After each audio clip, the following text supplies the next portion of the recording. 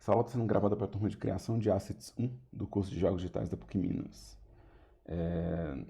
Nessas aulas, se você está vendo essa aula no YouTube fora de contexto, nessas aulas eu tenho alunos ao vivo aqui assistindo o conteúdo que podem fazer perguntas durante a aula, eles podem ter alguma dúvida e fazer perguntas. À medida do possível eu vou tentando responder essas perguntas, né? E a aula de hoje ela é uma aula teórica sobre abertura de UV. Então hoje o tema da aula é UV. E se houver tempo e disposição, a gente começa a falar também sobre a relação de textura com o V, né? Que as duas coisas são ligadas. Geralmente a gente faz uma em função da outra, tá? Então, para começar, eu tenho esse modelo aqui dessa caixa, que tem todos esses detalhes de beirada de metal enferrujado, né? Tem as tábuas, né? Tem sujeira na tábua. Mas se a gente observar o que é um modelo 3D mesmo, ou seja, se eu desligar essa textura aqui, né, e observar o que é um modelo 3D mesmo, né, ou seja, eu vou no modo objeto,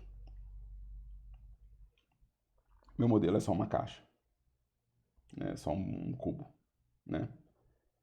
Ou seja, ele não tem nenhum daqueles detalhes, ou seja, nenhum dos detalhes que eu vejo na superfície foi modelado. Ou seja, todos os detalhes que eu vejo na superfície desse modelo, quando eu ligo a textura dele, né, quando eu venho aqui nas minhas opções e peço para ele demonstrar a textura do objeto, né, o que eu estou vendo aqui, na verdade, é o que? É o resultado dessa imagem pintada aqui, encaixado na superfície do meu modelo. Tá? O que isso significa? Isso significa que a vida é um pouco mais simples do que eu imaginei que seria para modelagem, né? Ou seja, eu não preciso modelar todos os detalhes de um objeto para poder ter ele em cena. Eu posso fazer apenas os detalhes de relevo mais importante, ou seja, apenas quando um relevo é realmente alto e visível é que eu preciso modelar. Se o relevo for baixo e delicado, eu posso resolver com textura.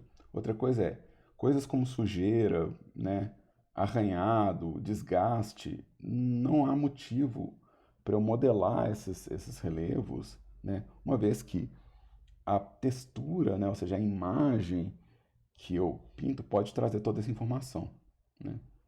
Então, o que está acontecendo aqui? Vamos lá. Né? Como que isso é possível? É possível colocar uma imagem encaixada no modelo se eu fizer a tradução das coordenadas, ou seja, se eu traduzir a coordenada de um vértice tridimensional, ou seja, se eu vier aqui pegar esse vértice aqui, que tem essas coordenadas tridimensionais, e fizer uma equivalência dessas coordenadas no espaço bidimensional. Ou seja, se eu falar pro software, né, se eu conversar com o software aqui e falar com ele, olha, eu quero esse vértice aqui, acontecendo aqui nesse espaço da imagem, então eu consigo fazer uma transposição de informação de uma imagem 2D para o espaço 3D. Tá? Essa transposição de coordenada, ou seja, quando eu estou levando essas coordenadas de um espaço 3D, ou seja, a coordenada que existe no meu modelo, eu estou transportando ela. Deixa eu tirar essa barra de ferramenta aqui só para. Eu estou transportando ela para o espaço 2D, né? A gente chama esse processo de transporte de mapeamento V.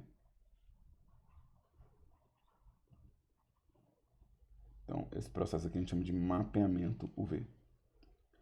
Eu fico colocando com sigla, mas não é, o V não é uma sigla, tá, gente? O V não é uma sigla. O V, na verdade, é a coordenada horizontal e a coordenada vertical do espaço 2D. Né? Então, isso aqui são coordenadas de U, isso aqui são coordenadas de V. Então, quando eu coloco um vértice aqui, ele tem um valor de U e o valor de V. Tá? O Rafael perguntou se seria desmontar o objeto. Não, não. O objeto não está desmontado, ele continua inteiro aqui, ó. Então não há desmonte, né? Para desmontar significa que isso aqui não existiria mais, né? A gente está realmente fazendo o quê? A gente está fazendo um mapeamento. Ou seja, eu estou falando que essa coordenada ela existe em dois espaços, né? Então eu estou criando o quê? Eu estou criando uma duplicata desse vértice.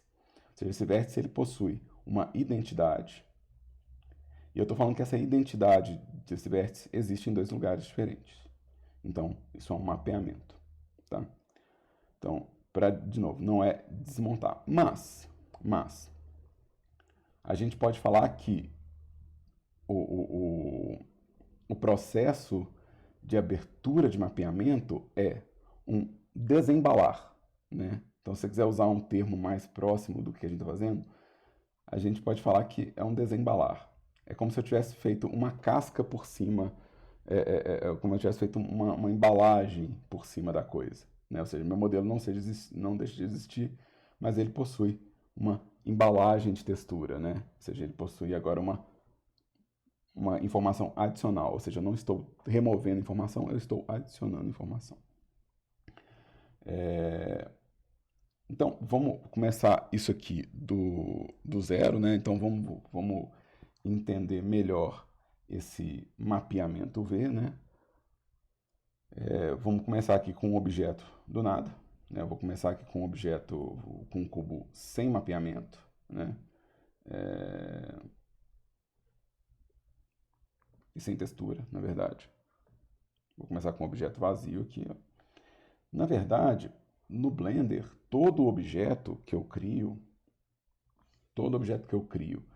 que está dentro dessa lista de mesh, ele possui um UV, tá?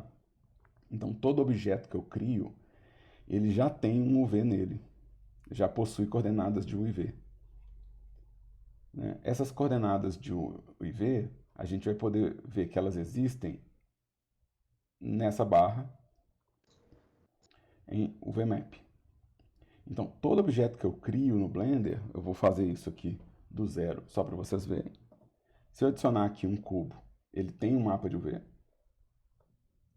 Se eu adicionar uma rosquinha, tem um mapa de UV. Né? Mas eu não estou vendo esse mapa de UV aqui, ou seja, eu sei que ele existe, mas eu não consigo ver esse mapa no espaço 3D. Ou seja, para eu poder ver um mapa de UV, eu preciso de um UV editor. Ou seja, eu preciso de um outro editor para poder ver o que é esse mapa de UV aqui, ó, onde que ele acontece e como que ele está. Então, a primeira coisa que eu vou fazer aqui no meu processo de edição de UV vai ser acessar o editor de UV. Né? Ou seja, eu vou acessar o editor de UV. Tá? Eu posso dividir essa janela aqui, ó. Eu posso dividir essa janela clicando no canto superior aqui e pedir o meu editor de UV aqui na minha lista de editores. Né? Se você está vendo essa aula e está perdido, eu quero lembrar que a gente possui um playlist no YouTube que tem uma sequência de aulas onde a gente cobre essa parte, tá? Então, não desespera não. Se você estiver vendo essa aula por acaso, esbarrou e falou, nossa, esse cara está falando umas coisas que eu não faço a menor ideia do que se trata. Observa que esse vídeo faz parte de um playlist de criação de assets e que a gente já falou sobre esses requisitos de mudança de interface, de editores, nas aulas iniciais, que falam sobre o que é o Blender e como que é a Ô, navegação do professor, Blender. me tira uma dúvida aqui. Né, os próximos pack de 15 modelos que a gente tem que entregar, no caso, seria para a gente texturizar, não é? Não necessariamente. Você pode resolver também esses assets com colorização de vértice. Ah, beleza. Beleza? Então não é obrigatório texturizar, não. Isso aí, de novo, se você está assistindo essa aula no YouTube, fala assim, meu Deus, o que aconteceu? É uma aula, faz parte do curso da PUC, e os alunos que estão matriculados no curso, eles têm trabalhos para entregar. Então essas aulas estão sendo gravadas para eles, e eu estou geralmente fazendo avisos para quem está assistindo isso por fora, porque eu sei que tem algumas pessoas assistindo essa playlist e não estão matriculadas no curso. Então só um aviso, se você achou essa aula por acaso no YouTube, Dá uma olhada na sequência de aulas que foi gravada aqui, para não ficar tão perdido, tá? Mas aí voltando aqui, ó, o que eu fiz aqui foi dividir a tela e escolher um editor de UV para poder enxergar o que, que é as minhas coordenadas de UV que estão declaradas aqui, ó. Essas coordenadas de UV, elas só vão ser visíveis no modo Edit. E olha que bonitinho as coordenadas de UV dessa rosquinha. Falar que tá bom isso aqui não, viu? Tá, não vai me ajudar a falar, isso aqui é uma rosquinha? Pois é. Ou seja, cada um desses vértices aqui, ó, vou selecionar essa face aqui, ó. Cada um desses vértices aqui correspondem a uma dessas faces desse objeto, né? Então, todo objeto que eu criar no Blender vai vir com um mapa de UV que você consegue ver no editor de UV. Porque o pessoal que faz o Blender é muito gentil, porque o pessoal que faz o Blender é muito gentil com a gente, eles são extremamente agradáveis. De verdade, eu não estou falando com sarcasmo, não. Eles já criaram pra gente uma aba de edição de UV aqui, ó. Então, você não precisa, se você abrir o Blender por padrão, você já tem aqui, ó, esse design que eu criei na mão aqui, desenhando, né? Eles já deixaram para mim aqui, ó. Então, já existe uma área de trabalho para UV e uma área de trabalho para pintura de textura. Né? E ainda está meio que na ordem, né? Edição de UV, pintura de textura e criação de shader. Essa é realmente a ordem que a gente trabalha, ó. A gente abre o V, a gente pinta a textura e a gente cria o shading do objeto, né? Então a gente trabalha nessa sequência lógica aqui, tá? Então a gente possui, na verdade, uma aba de UV Edit. Se você não tem essa aba, você fala assim, meu Deus, eu estou no Blender e não tem nada disso aqui. Minha vida é ruim. Estraguei meu Blender. Fica tranquilo. Se você vier nesse mais aqui, ó, você também vai achar em General, aqui a última entrada é edição de UV, né? Edição de UV. Então, se eu clicar aqui, ó, eu vou ter uma aba de UV Editing, né? E eu vou poder, de novo, ver no modo Edit as coordenadas de UV, né? Então, eu vou poder ver como que esses vértices aqui, ó, estão mapeados nesse espaço bidimensional, né? Então, isso aqui é uma informação importante para a gente, né? O editor de UV, ele vai ter uma barra de ferramentas semelhante à barra de ferramentas que a gente tem para edição, só que ela é mais curta, né? Ela é mais curta. E ela vai ter os mesmos atalhos, ou seja, quando eu tiver aqui dentro do meu espaço 2D, as mesmas ferramentas que a gente aprendeu para edição do modelo, né? O Grab, Rotate, Scale, elas vão estar aqui, ó. Então são as mesmas ferramentas, né? Mover, rotacionar, escalonar e o combinado delas, né? Então a gente vai ter elas aqui. Eu vou ter também uma ferramenta para rasgar regiões, ou seja, eu vou poder separar um vértice do outro aqui, ó. Então às vezes eu vou querer separar um pedaço do meu V em relação aos outros, para poder encaixar em outra parte da imagem. Então eu tenho uma ferramenta de rasgar, e eu tenho aqui, ó, uma ferramenta de um grab, um scale, né, e um deformador que funcionam como escultura, né? Então esses três brushes aqui, eles se comportam como se fossem os brushes de escultura do Blender. Eles vão fazer a mesma coisa de mudar a relação de escala, relação de posição, mas eles vão ter essa lógica de ter um pincel de transformação, tá? Então, essas são as ferramentas que eu vou ter. Aqui vai ter o Grab, o Relax e o Pinch, né? São ferramentas feitas para transformação. Então, o Grab vai mover o vértice, o Relax vai relaxar o ângulo. Então, o Relax, você pode pensar que o Relax ele está pegando um ângulo fechado e abrindo esse ângulo. Então, o Relax é uma abertura do ângulo. E o Pinch ele vai aproximar os vértices ou afastar os vértices de acordo com a sua configuração de brush. Então, ele funciona como um scale. Para a gente que está começando, essas ferramentas são um pouco mais fáceis do que isso. Então, essas são as ferramentas. As ferramentas de seleção são também idênticas às ferramentas de seleção do espaço 3D, né? Então, eu não vou repetir elas, né? Inclusive, a gente vai ter também o menu de View e o menu de Select, semelhantes ao menu de View e Select que a gente já viu aqui. Então, essa parte é muito consistente.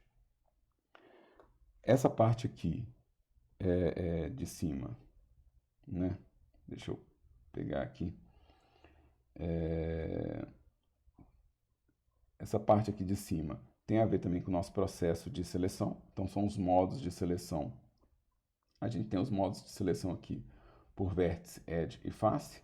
Aqui a gente vai ter também a seleção por vertex, seleção por edge, seleção por face. Isso aqui é a seleção por ilha. Seleção por ilha significa que eu vou selecionar o quê? Um bloco inteiro, tá? Tem alguém com o microfone aberto na turma? Tem alguém querendo fazer uma pergunta? Observa o microfone se estiver aberto, não for fazer pergunta, a gente observa para mim. E se for fazer pergunta, faz a pergunta. Então, a seleção por ilha significa que todo pedaço aqui, ó, de vértice está sendo selecionado de uma vez só. Então, essa aqui que é a seleção por ilha, tá? Então, cada um desses blocos de vértice aqui, a gente vai chamar de ilha. Então, esse aqui é outro aspecto importante. E aqui, ó, esse primeiro botão aqui, ele é importante para a gente também. Esse botão aqui é a sincronização entre o 3D e o 2D. O que essa sincronização faz? Tudo que tiver selecionado aqui no espaço 3D, eu vou ver imediatamente qualquer relação no espaço 2D. Então aqui eu consigo ver realmente qual que é esse vértice e quantas vezes e onde ele foi mapeado aqui, ó. Então esse vértice foi mapeado 2 vezes aqui, ó. Se eu vou pegar esse aqui, ó, esse aqui também. Se eu for pegar esse vértice aqui, ó, ele está mapeado aqui e aqui, né? Então a gente consegue ver o mapeamento. Olha só, esse vértice aqui, ó, do canto, ele está mapeado aqui e mapeado aqui. Então, na verdade, esse vértice aqui virou 4 vértices, né? Ele virou 1, 2, 3, 4 vértices. Então, o V ele vai aumentar o número de vértices no seu modelo.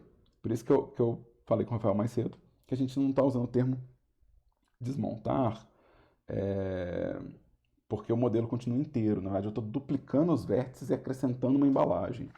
Então, a gente usar o termo embalar e desembalar é o que a gente vai encontrar, inclusive, no vocabulário do Blender aqui, ó. O processo de abrir o V aqui, ó, quando a gente entra no menu de UV, o primeiro termo que a gente vai usar aqui é o desembalar, tá? Então, o raciocínio do Rafael não está errado, é só um ajuste de vocabulário, tá?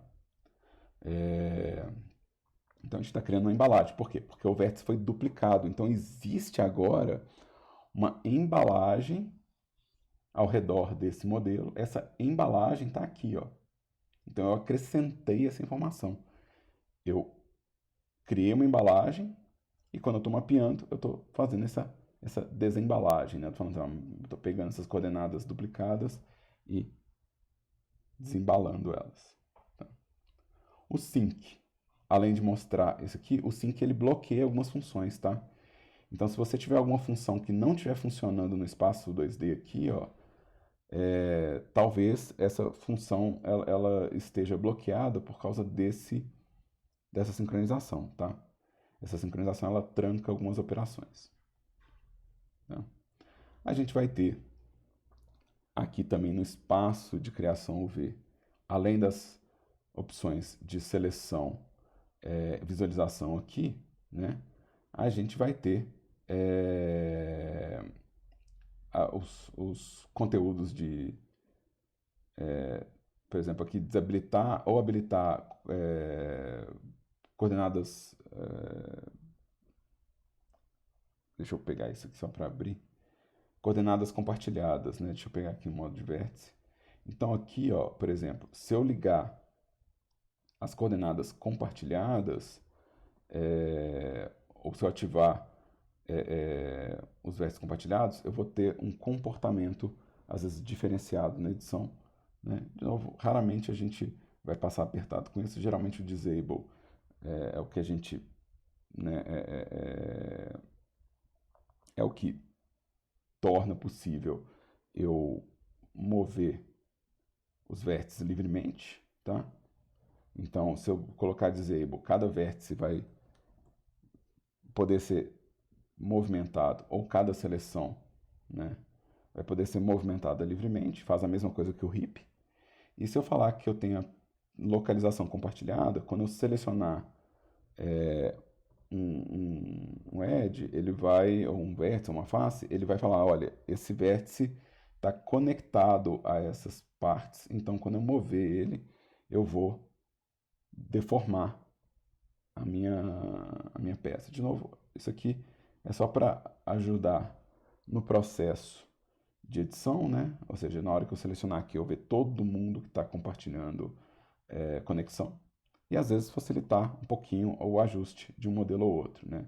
Por exemplo, se eu tiver que esticar todas essas faces ou encolher todas essas faces, essa opção de pegar todos os vértices compartilhados com a minha seleção, ou seja, todos os vértices que têm algum tipo de conexão com a minha seleção, simplificou essa deformação aqui, né?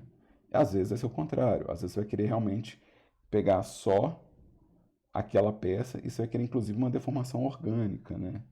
E às vezes você vai querer poder mover a face livremente ou o vértice livremente, sem fazer nenhum tipo de ligação entre as peças, né? Então, de novo, isso é uma ferramenta que contribui com a minha transformação do UV, né?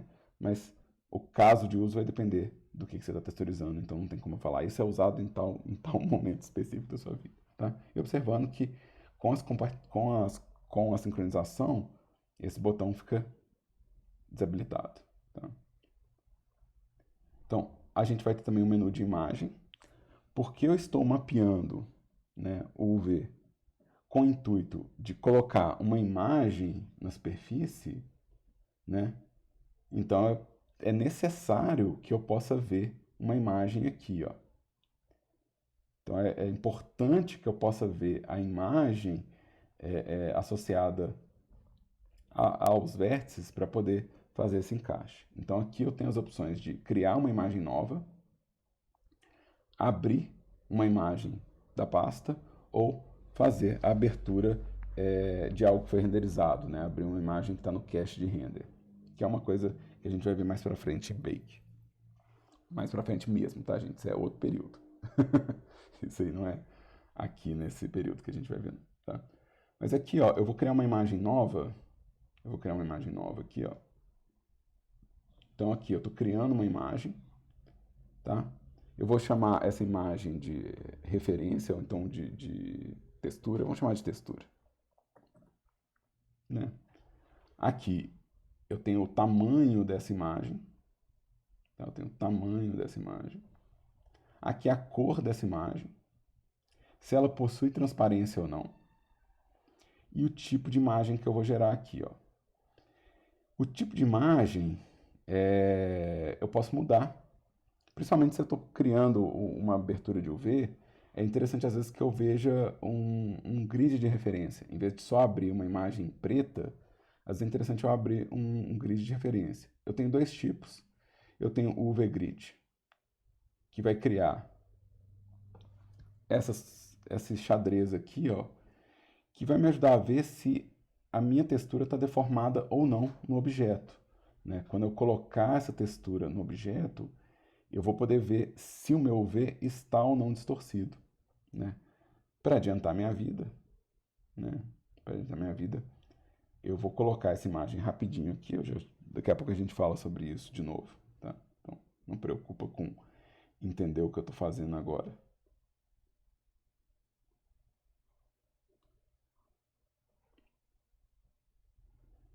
Mas aqui, ó, se eu colocar o material, eu posso ver com essa imagem se,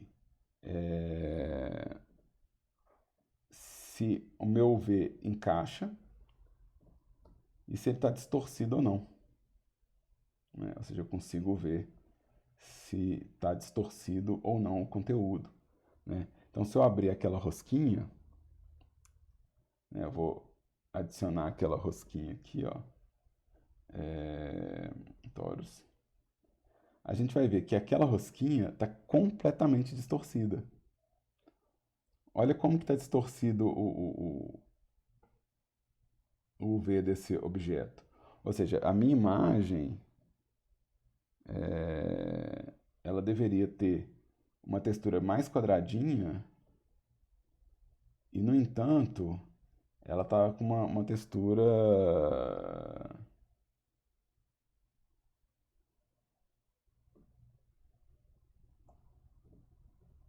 Ou seja, eu tenho que trabalhar a deformação dessa textura para ela ficar ok, né? Ou seja, não é a coordenada que ele me ofereceu aqui não está gerando uma boa deformação, tá? Então, deixa eu tirar isso aqui, deixa eu voltar com o cubo, né? Enquanto que o cubo tá em primor, né? Ó, tá perfeitinho, tá super bem deformado, tá? Então, essa imagem aqui, ó, essa imagem que é o UV Grid, me ajuda a observar a deformação. Eu tenho um outro tipo de imagem que eu posso gerar. O V são o V são essas coordenadas bidimensionais, Thales. Esses vértices que eu estou selecionando, estão vendo? Esse vértice que eu estou selecionando, esse é um vértice que tem coordenadas de U, que é coordenada horizontal, e V, que é coordenada vertical. Então você imagina que isso aqui é, do mesmo jeito que isso aqui é x, y, z, isso aqui é U e V.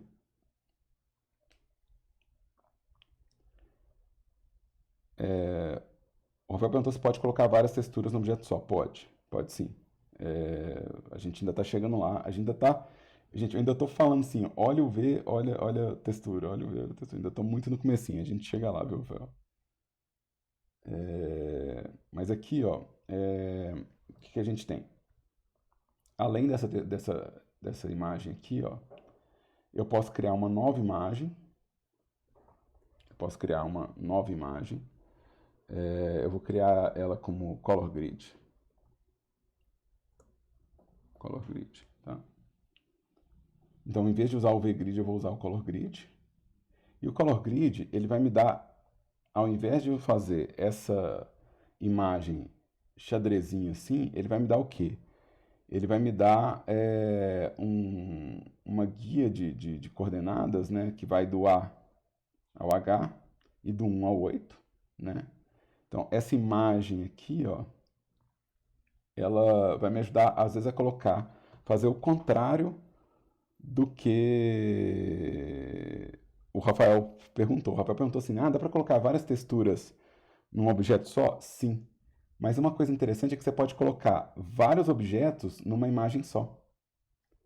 Então, eu posso falar que um objeto tem a textura acontecendo nesse pedaço da imagem, e eu posso ter um outro objeto aqui, um outro objeto aqui, um outro objeto aqui. Ou seja, eu posso ter vários objetos acontecendo na mesma imagem. Quando a gente faz isso, a gente chama isso de atlas, né? Um atlas de texturas. Então você pode ter, na verdade, uma imagem só atendendo a vários objetos. Isso é muito interessante para otimização. Isso é muito interessante para criação de conteúdo, né? Então, esse tipo de mapa aqui, ó, permite que eu entenda as coordenadas aqui. Outra coisa que essa imagem faz, né, que vai ser mais interessante do que o outro espaço, essa imagem vai me ajudar a entender se está de cabeça para cima ou não minha textura. Ou seja, ela vai me ajudar a entender se está de cabeça para cima ou não, porque ela tem letras. E ela me ajuda a entender também quantos pixels realmente eu preciso para a qualidade da minha imagem. A tendência, a tendência que eu vejo geralmente em iniciantes é achar que precisa de uma imagem grande para texturizar.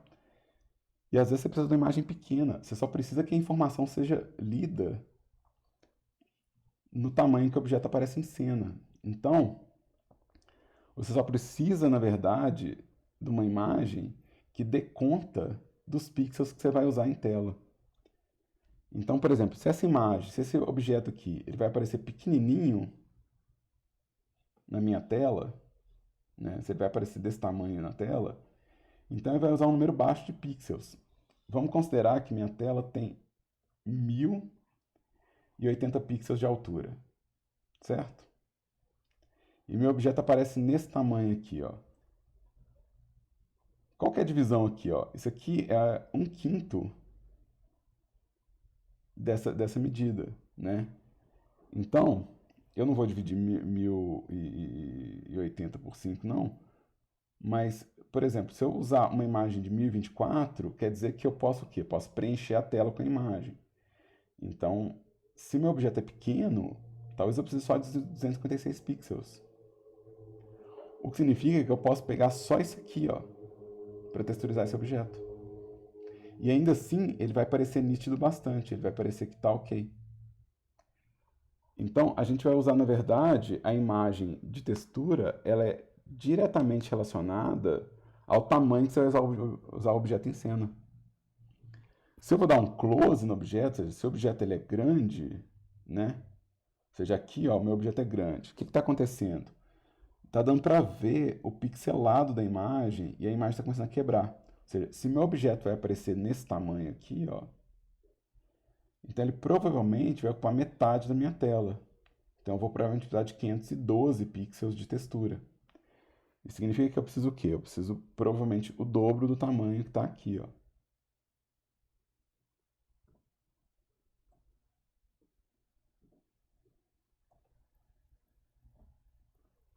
Eu estou tentando ler a imagem do Rafael, mas tem um negócio em cima, deixa eu ver. É a mesma regra, Rafael. Essa é a mesma regra para tudo. Tipo assim, o que define a quantidade de detalhe no modelo é o quão próximo você chega dele. O que define a quantidade de detalhe da textura também.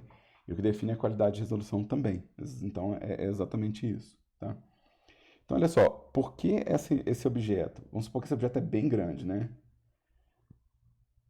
Eu posso colocar ele aqui e todo esse resto da imagem fica livre, quer dizer que eu posso colocar mais objetos ou que eu posso fazer uma imagem menor, tá? Então,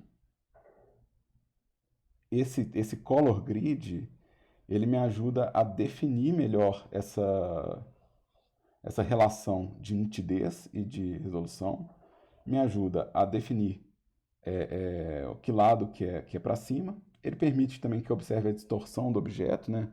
Ou seja, é possível ver também se está distorcido o meu ver com essa imagem, né? E é possível também mapear vários objetos nessa mesma imagem, né? Ou seja, porque você tem as coordenadas te guiando, você consegue ver se tem uma sobreposição. Só de olhar a textura você consegue ver uma sobreposição, né? Tá certo que você pode editar os UVs selecionando vários objetos também, mas só para lembrar que uma imagem pode atender vários objetos, né? Mas aqui, ó, o que eu estou falando também é que existe dentro do nosso espaço de UV um controle.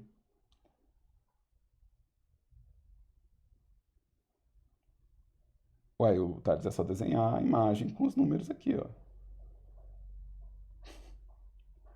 Eu não sei se quem está assistindo depois está entendendo que eu estou respondendo as imagens do bate-papo, nem sei se o texto está aparecendo, mas o Thales perguntou, mas aí, como é que eu faço um dado com números? Uai, cara, peraí, não é exatamente o que está acontecendo aqui, ó. Se eu trocar Se eu pegar essa imagem e trocar o G3 para um número, o F2 para um número, não é exatamente isso que está acontecendo aqui. Observa com calma, Thales. É exatamente o que está rolando aqui na sua frente. Ou seja, a diferença é que vai ser uma imagem que você vai desenhar o dado.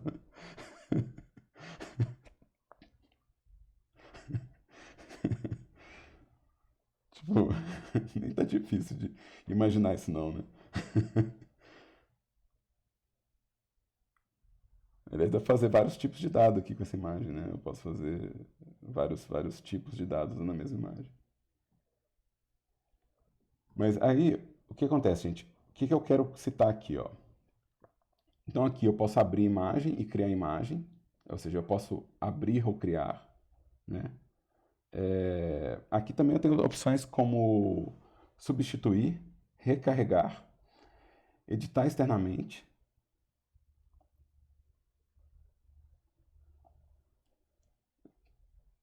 O Vitor fez uma pergunta que é boa, mas eu vou responder ela daqui a pouco, ô Vitor. Daqui a pouco eu respondo ela, tá? A gente tá chegando lá. Essa aula é longa, tenha paciência, tá? Não guarda essa pergunta porque ela é importante, ela é muito boa. Mas eu tô indo aqui, ó, nessa parte. Então aqui, eu posso abrir imagem, recarregar imagem ou editar externamente. Editar externamente, se eu associar um software 2D ao Blender, ele vai abrir esse software, tá? Ele fala assim, edita no GIMP, edita no Photoshop, você pode associar nas configurações um software, mas não precisa, você pode só editar separado. Aqui, ó, o que eu quero falar que é importante, a primeira coisa que eu quero falar importante é o seguinte, essa imagem, ela não salva automaticamente no ponto .blend, tá, gente? A gente tem que entender que isso aqui é um outro software, tá? Dentro do Blender. Isso aqui é um outro editor.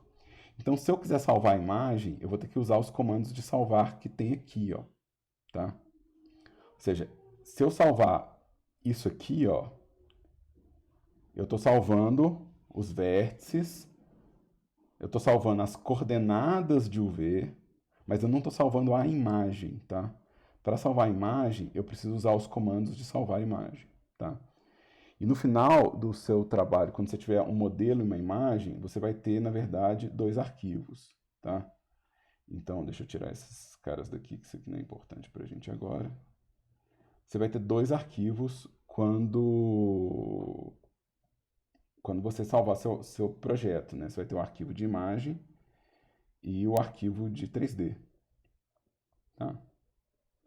Então, essa é a prática, porque eu preciso levar esse arquivo para Unity.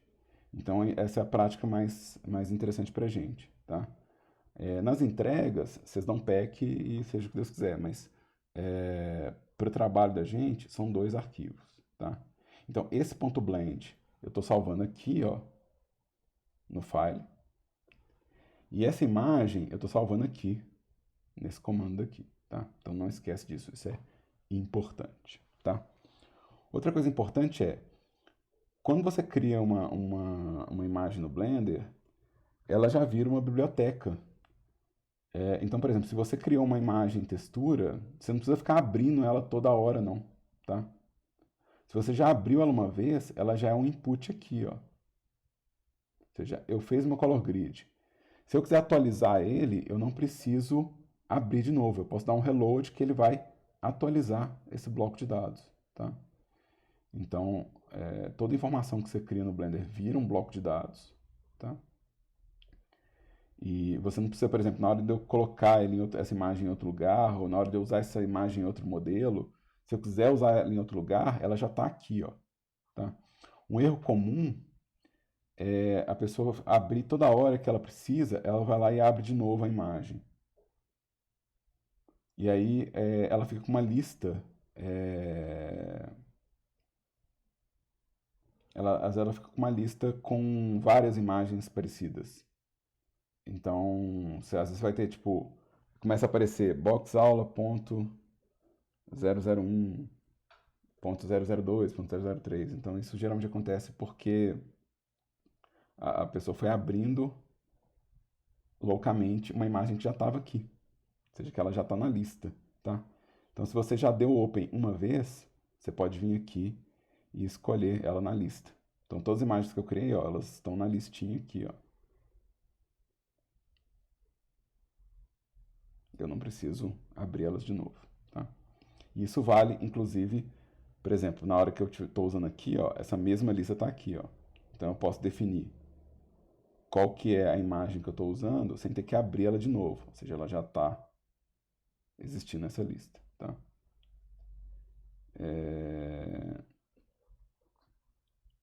Então, aqui eu tenho a possibilidade, nessa lista, além da possibilidade de abrir e renomear como que eu quero encontrar essa imagem, né? Então, isso aqui, por exemplo, pode ser o VGrid. Então, eu posso renomear. Lembra, isso aqui não é o nome da imagem, tá? Isso é o nome do bloco de dados da imagem. A minha imagem, por exemplo, minha imagem box aula PNG aqui, ó. Quando eu mudo o nome dela aqui, eu vou chamar ela de Fernando. Quando eu mudo o nome aqui, ó, não está mudando o nome da imagem. A imagem continua chamando box aula PNG. Eu estou falando só qual que é só que é o rótulo dela, né? Isso aqui é só o rótulo da minha imagem, tá? Então toda imagem que você abre, ela tem um rótulo.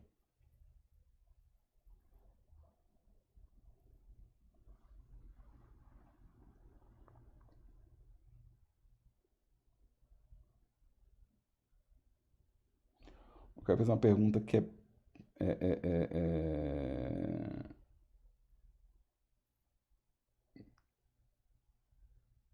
que é bem mais pra frente mesmo. Isso é conteúdo do terceiro período, Cauê. Que é tipo a relação de modificadores com mapa de UV. Toda vez que você cria um modificador, você está, na verdade, criando vértices que você não está vendo, né? Então, como é que eu sei onde é que está mapeado esse vértice?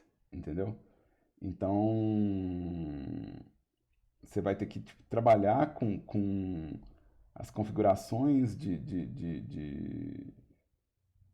cada modificador vai ter uma relação de coordenada de UV, tá? E lembrando, o que você converte aqui é o que? É vértice no mapa, tá? Então, isso não tem relação com a textura. A textura é outra coisa, tá? A textura é como que eu transformo essa informação em imagem, tá? E talvez você esteja confundindo essas coisas. Por exemplo, para você fazer um mapa de ruído ou um mapa de smoothness, você não está fazendo coordenada de UV, você está criando uma imagem, tá? Então é como que você transfere essa informação para a imagem, como é que você converte essa informação para a imagem, tá? Então já dá para ver que existe uma leve confusão aí sobre o conteúdo de informação, tá? Gente, não confunda o V com textura, tá? O V é uma coisa, a textura é outra. O V são essas coordenadas aqui, ó. O V é essas coordenadas aqui e textura é a imagem, tá? Então são duas coisas diferentes, tá? Inclusive nos nodes, tá, Cauê? A informação entra diferente. Informação de textura é um node, informação de UV é outro node.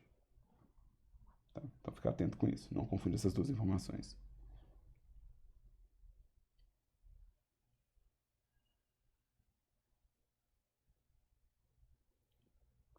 O Luiz perguntou se a ideia é baixar essa imagem numerada e pintar em cima. Baixar não, Guilherme, você não precisa baixar ela. Eu não fiz download de nenhuma imagem, eu criei a imagem. Ou seja, essa imagem ela ela foi criada, tá? Então, quando você fala baixar, baixar é adquirir esse arquivo de uma fonte externa, né? Ou seja, eu teria que entrar na internet e fazer o download dela, né? Então, baixar tem a ver com download. Eu não fiz nenhum download, tá? Gente, vou ser chato com vocabulário com vocês. Vocês estão vendo, não sei se vocês estão perceberam. Eu sou chato com vocabulário, tá? E é uma opção, tá? Respondendo sua pergunta, é uma opção você criar a imagem numerada e pintar por cima. Isso é uma opção. Não é necessário, mas é uma opção.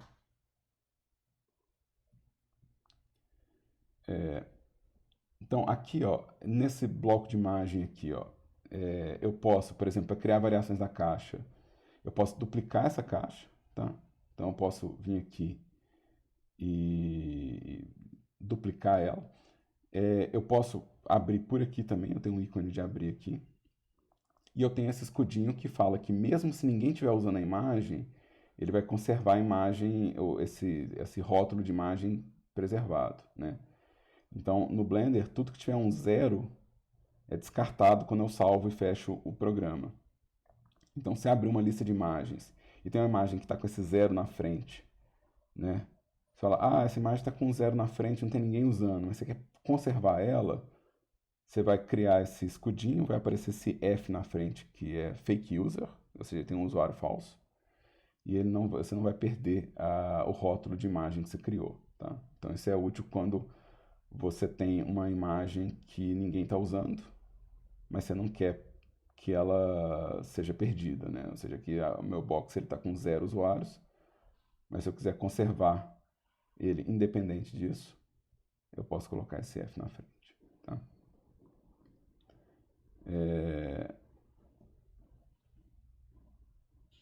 Deixa eu voltar aqui com o meu mapa de UV aqui. Deixa eu voltar com a imagem que eu estou usando aqui, que é esse UV-Grid.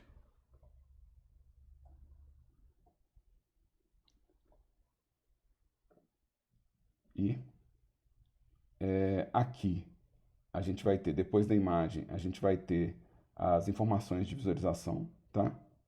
E aqui, ó, para mim, importante aqui, ó, é essa opção aqui, ó, que vai mostrar o quão deformado tá o meu UV. Então, se meu UV estiver super deformado, né, ou seja, se ele tiver com uma deformação muito absurda, ele vai me avisando com uma cor. Tá certo que dá para ver exatamente o quão deformado isso aqui tá, né? Mas se você tiver um UV com uma cor muito afastada desse azul, chegando no vermelho, por exemplo, então quer dizer que está muito, muito deformado. Então essa é informação útil quando a gente está abrindo o UV, para a gente saber, mesmo sem ver a imagem, se o meu UV está bem deformado, ou seja, se a relação entre a coordenada original da minha face e a coordenada de abertura do UV, né, dá para ver se ela está bem deformada, tá? Então, isso aqui é uma configuração de visualização, tá? A gente tem também opções de opacidade, né, opções de visualização aqui. No geral, quando você precisar dela, você vai acabar encontrando, mas o mais importante para a gente agora nesse começo é, às vezes, observar o quão deformado está o meu UV em relação à forma original. Lembrando que essa deformação ela tem a ver com os ângulos, tá? Então, se seu ângulo é de 90 graus, ele talvez não declare essa deformação com tanta eficácia, entendeu? Então, isso é mais quando a coisa está deformando em ângulo. Tá? Aqui ele fala qual o VMAP que eu estou usando. Posso ter mais de um VMAP no meu objeto. Ou seja, um objeto pode ter mais de um mapa de UV. A gente não deve precisar disso por agora, não, mas é bom saber que um objeto ele pode ter mais de um mapa de textura. E aqui eu posso falar o que eu quero ver dessa imagem minha, ou seja, deixa eu desligar esse display stretch. Ou seja, eu posso falar se eu quero ver só o canal de vermelho, só o canal de verde, só o canal de azul, né? Se eu pegar essa imagem, o color grid, por exemplo, né? Eu consigo ver cada canal de cor aqui, canal de transparência, né? Só o canal de cor. Então, isso aqui é uma forma de debugar a minha imagem, tá? A gente vai precisar desse editor, tá? Então, esse editor, ele tem mais opções ainda aqui, né, de visualização, né? Você ainda tem como ver qual que é a fonte da imagem, tipo, ver a coordenada do vértice selecionado, né? Você vai ter qual ferramenta que está ativa e informações sobre a visualização, inclusive opção de ver a imagem repetindo, se sua imagem for uma imagem repetitiva, né? Então tem como fazer a imagem repetir infinitamente. Tá? Esse é só um overview básico sobre o editor de UV, tá? É só um overview básico sobre o editor de UV, porque a gente vai precisar dele para poder editar o UV quando eu quiser abrir, para poder mapear aonde eu quero as minhas coordenadas, tá? E aí, vamos começar de novo, do zero, um arquivo. E vamos começar. Eu vou vir aqui no meu UV-Edit dessa vez, tá? Então, dessa vez eu vim aqui no UV-Edit direto. Vou desligar essas ferramentas aqui, gente, só para poder ficar mais claro as minhas anotações. E eu vou selecionar esse objeto aqui, ó. Esse objeto aqui. Vou entrar no modo Edit. A gente tem um mapa de UV automático, mas eu vou vir aqui nesse painel, tá? Nesse painel aqui, ó. E eu vou apagar o meu mapa de UV, tá? Se você estiver usando, por exemplo, Vertex Color, em vez de usar textura, se estiver colorindo os vértices em vez de colorir a textura, talvez você não precise de um mapa de UV. O mapa de UV está, no mínimo, dobrando os meus vértices. Ou seja, se eu tenho 12 vértices aqui, meu modelo agora tem no mínimo 24 vértices por causa do UV. Então, é 12, mas pelo menos 12 aqui. Às vezes até mais, né? Então, se meu objeto tem 20, provavelmente ele vai ter no mínimo 20 vértices aqui. Então, quando você abre o V, ele já está pegando todos os vértices e criando uma coordenada em algum lugar, né? Então, se você não precisa, então você pode descartar. Ó. Se eu descartar aqui, ó, eu não tenho nenhum UV aqui, ó. Não existe nenhum UV nesse objeto. Certo? Eu vou deixar uma seta gigante enquanto eu tomo água aqui, ó. Vocês viram aqui que eu tenho um menu para criar e remover UVs, né?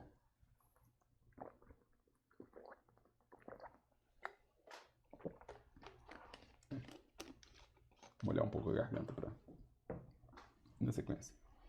Outra coisa que eu vou ter, deixa eu desligar esse menu aqui só para ficar mais fácil minhas anotações. Outra coisa que eu vou ter relacionada ao UV é um menu de UV, né? Ou seja, eu vou ter um menu de UV. Eu vou ter um menu de UV também quando eu abrir um UV, vai aparecer um menu de UV também aqui, né? Esse menu de UV aqui, ele vai me dar formas de abrir esses vértices, né? Ou desembalar esses vértices nesse espaço aqui, ó. Então, eu vou ter como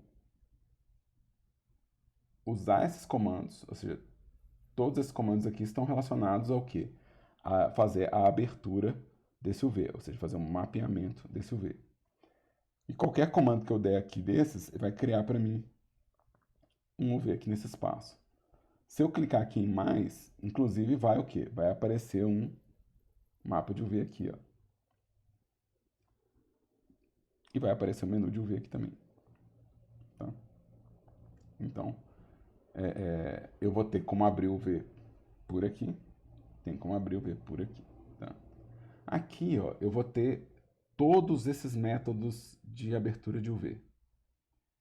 Tá? O primeiro é o unwrap. Né? O primeiro é o unwrap. E o unwrap, ele vai tentar fazer o quê? Ele vai tentar... Imagina que ele está lendo o modelo daqui para baixo e ele está tentando desembalar esse UV para cá. Ou seja, ele está tentando achar uma lógica para abrir.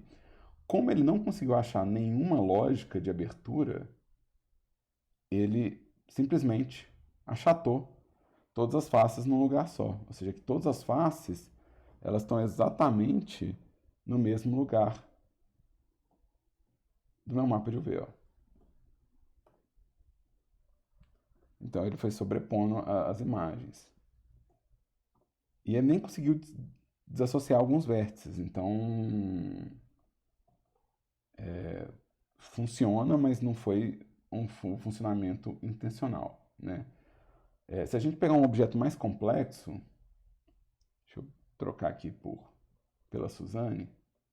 A Suzane, observa como que é o V da Suzane por padrão, tá? Isso aqui é o V dela por padrão. E no V dela por padrão, dá para ver aonde que está o rosto dela, né? A gente consegue identificar onde que está o rosto dela, né? Onde que estão os olhos, né? A gente consegue identificar onde que está a orelha dela aqui, ó. Isso aqui é a parte da frente da orelha, isso aqui é a parte de trás da orelha. Então, é um bom V, é um bom V. Mas se eu tentar abrir direto com o Unwrap, se eu tentar abrir direto com o Unwrap, ele vai fazer isso aqui, ó. Ou seja, ele está lendo o modelo nessa direção e ele não conseguiu fazer nenhum tipo de senso dessas partes. A minha orelha está aqui, ó. Minha orelha veio parar aqui, ó.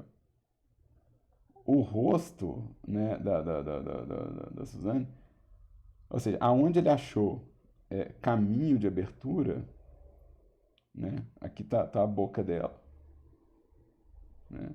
Aqui tá o nariz, isso aqui é um olho, tá? E isso aqui é outro olho. Então, deixa eu sincronizar as seleções aqui só para vocês verem. Esse aqui é um olho, isso aqui é outro olho. Exato. Ou seja, esse unwrap automático, ele depende de uma informação para ser usado. Ou seja, eu só consigo usar esse unwrap se eu falar para o Blender aonde que eu quero cortar o modelo. Ou seja, eu preciso informar para o Blender aonde que são as costuras da minha embalagem. Então, eu preciso criar uma informação que a gente chama de costura, ou sim, né? Para ele poder fazer uma abertura mais correta, né? Então, se eu falar para o Blender, eu falo assim, não, separa para mim o rosto do resto, né? Deixa eu jogar fora aqui. Separa o rosto do resto. Separa a orelha do resto, né? Eu vou conseguir uma abertura mais adequada. Eu acho que eu consigo, inclusive, se eu vier por aqui.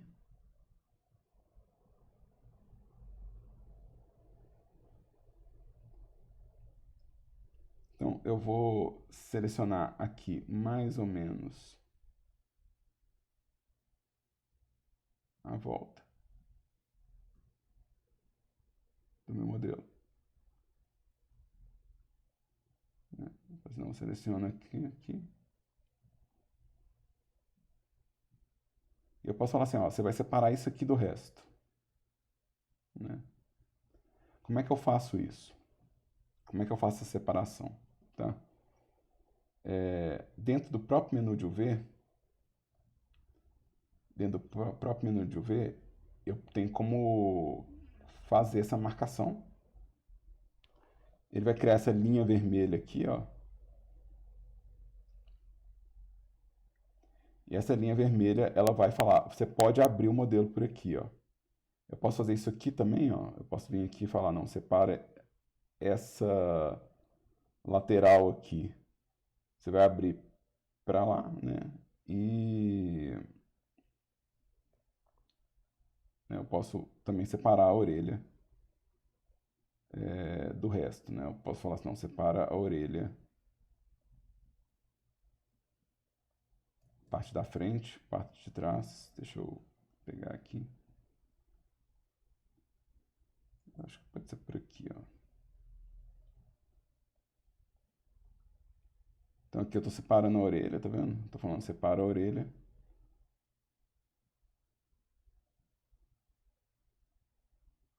Eu tô fazendo uma seleção bem superficial, mas eu acho que vai dar pra ver a diferença, tá, gente? Eu acho que vai dar pra ver a diferença.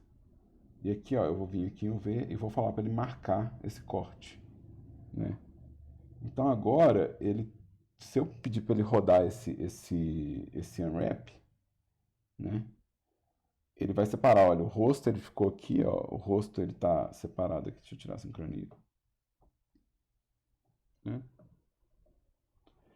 Então, eu vou começar a localizar essas peças, ou seja, já dá para ver, tipo, a frente da orelha, a parte de trás da orelha. Aqui, ó, a outra parte de trás eu não terminei de cortar ela, ela ficou junto, ó. Isso aqui ficou faltando corte, né?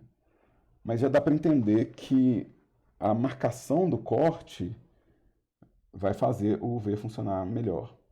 Outra forma de fazer isso, deixa eu limpar todos os cortes aqui, ó, vou limpar todos os meus cortes e vou limpar meu V. Outra forma de fazer isso é por seleção, né? Ou seja, o UV, o unwrap, né, ele só vai abrir o que tiver selecionado. Então, se eu selecionei uma peça, ele vai abrir só aquela peça selecionada. O problema de fazer por seleção é que toda vez que você for abrir um novo pedaço, você tem que lembrar o que você já selecionou e o que você não selecionou, né? Então, às vezes, abrir por seleção é complicado, porque você fala assim, ah, não, mas espera aí, o que eu selecionei? Onde é que eu já abri? Onde é que eu não abri? Então, o corte, nessas duas opções aqui, ó, marcar e limpar, é mais recomendado para a gente abrir o UV usando o comando unwrap, né?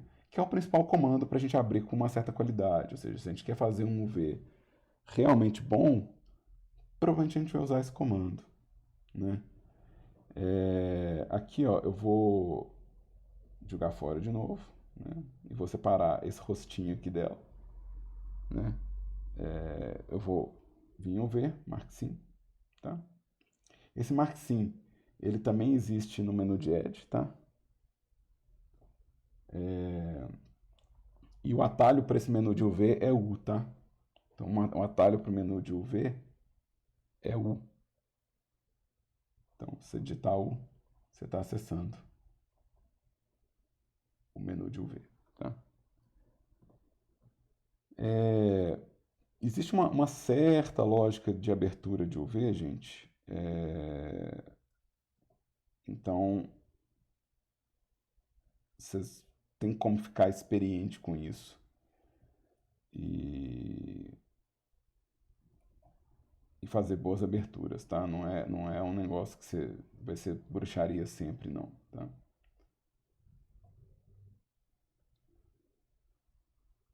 Deixa eu fazer isso aqui. E vamos fazer isso aqui.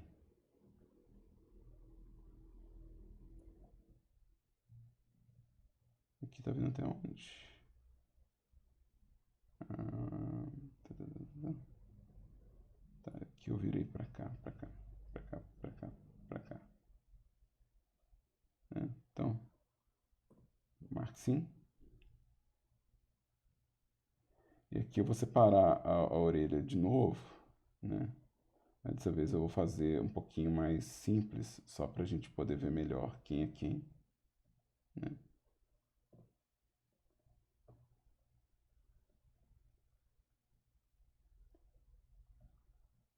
Eu vou gastar mais um tempinho com esse comando, tá, gente? Então pode relaxar aqui. Eu vou falar mais dele. Eu só tô criando uma referência pra gente no futuro. A gente não quer cortar demais, tá, gente? O ideal de corte é que você tenha o menor número de ilhas possível, com a menor deformação também, tá? Então, para uma boa pintura, quanto menos ilhas e quanto menos distorcido, melhor para mim, tá? Então, eu vou conferir isso daqui a pouquinho.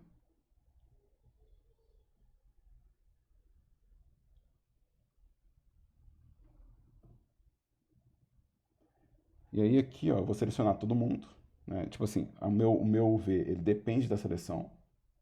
Eu vou dar um wrap.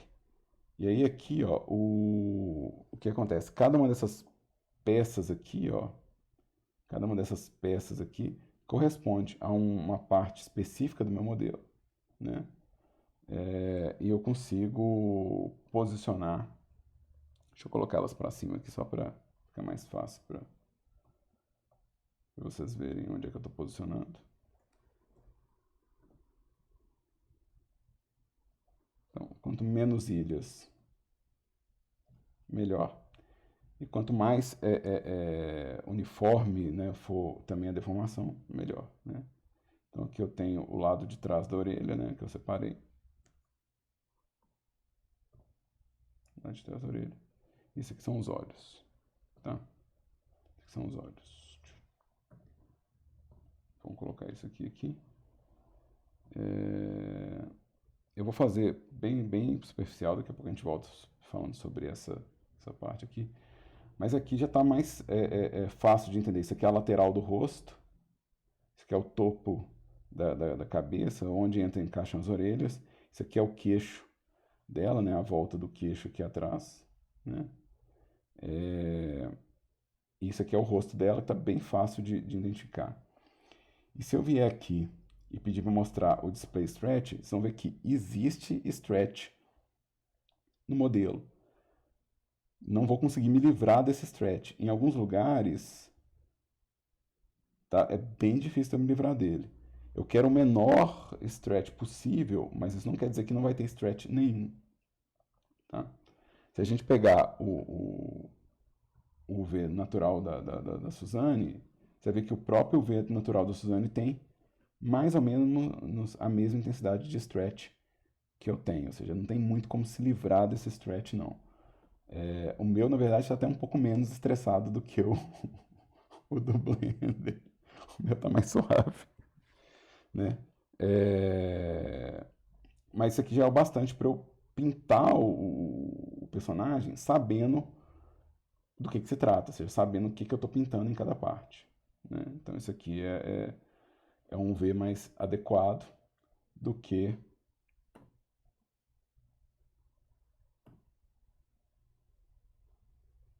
isso aqui, né? Isso aqui já tá, olha só, o nível de stretch disso aqui tá bizarro, né? Ou seja, e sem contar que não dá para entender absolutamente nada do que está acontecendo aqui, tá? Então, a gente tem então, esse método aqui de marcar os cortes e abrir é o método mais garantido de qualidade do UV, tá? Então, ele provavelmente vai ser o método principal de uso na vida de vocês, tá? Ele vai ser o método principal. Cada um dessas geometrias básicas tem um jeito de abrir, né? Existe um jeito de marcar corte para cada uma dessas geometrias básicas, né? Então, tudo que você tiver, todo modelo que você tiver que tem um formato cúbico ou tem frente, lado, topo, né,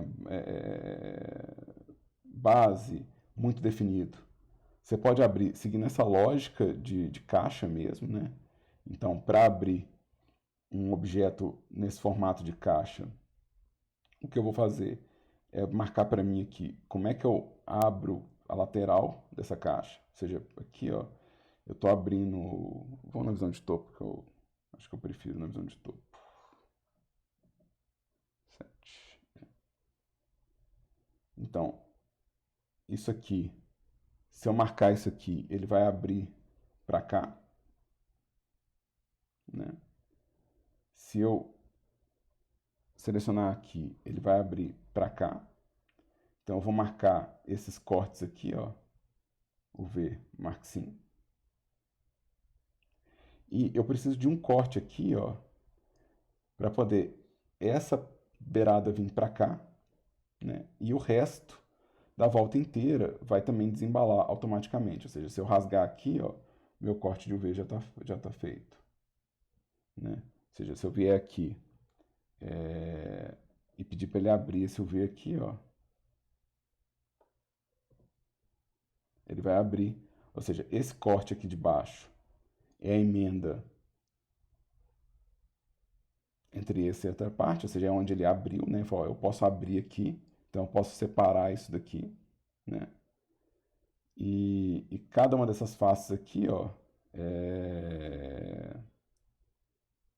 então vamos voltar aqui para meu primeiro corte foi abrindo as laterais. Então cada uma dessas laterais veio para cima, né? E o resto desse modelo, ou seja, essa volta aqui, ó, ela foi rasgada a partir desse pedaço aqui, né? Então ela foi rasgada a partir daqui. Isso deu esse formato de caixa. De novo, é o mínimo de distorção e o menor número de ilhas possível, né? Então a gente quer pouca distorção e pouca ilha. Então todo objeto que for cúbico, você pode pensar nessa lógica de abertura. Foi exatamente a mesma coisa que eu fiz com a Suzane. Com a Suzane, eu tratei a Suzane do mesmo jeito. Então, quando eu estava abrindo a Suzane aqui, ó, se vocês observarem o UV do Blender é a mesma coisa, tá? Que é o quê? Que é onde está. Deixa eu desligar essa deformação aqui, só e voltar para vértice. Isso aqui é a frente lateral, né? E aí a minha abertura, diferente dessa que vem para o Blender, eu considerei que toda a volta da cabeça da Suzane funciona igual uma caixa, né? Então eu abri o queixo para baixo e o tampo da cabeça para cima, né? Foi esse mesmo raciocínio de cubo. Então, apesar de ser uma cabeça de um personagem, o processo de raciocínio de abertura não foi diferente, tá? E cada geometria vai ter cada geometria você pode abrir ela considerando, né, esses aspectos. Por exemplo, eu posso abrir uma esfera considerando que metade da hemisféria vai para cima e metade da hemisféria vai para baixo. Então eu posso só vir aqui, marcar o corte no centro e dar um unwrap. Ele vai fazer o topo e a base da minha esfera e cada um para um lado, né? Eu também posso fazer isso nessa direção aqui, ó. Ou seja, falar que eu quero metade para frente, metade para trás, né? Então, marcar o corte assim, ó, e pedir para ele abrir metade para frente, metade para trás, né? Dá para fazer igual o globo também, dá para fazer igual o globo, né? Você pode fazer só um corte e pedir para ele abrir aqui. Desse jeito pode também, né? Ou seja, ele vai abrir mais ou menos igual um globo. A diferença é que se você abrir aqui, ó, a deformação de uma lateral em relação à outra fica muito grosseira, né? Ou seja, isso aqui é uma lateral da esfera, isso aqui é outra lateral da esfera. Então, por isso que é interessante, às vezes, você dividir a esfera pela metade, né? Para que cada metade seja idêntica à outra.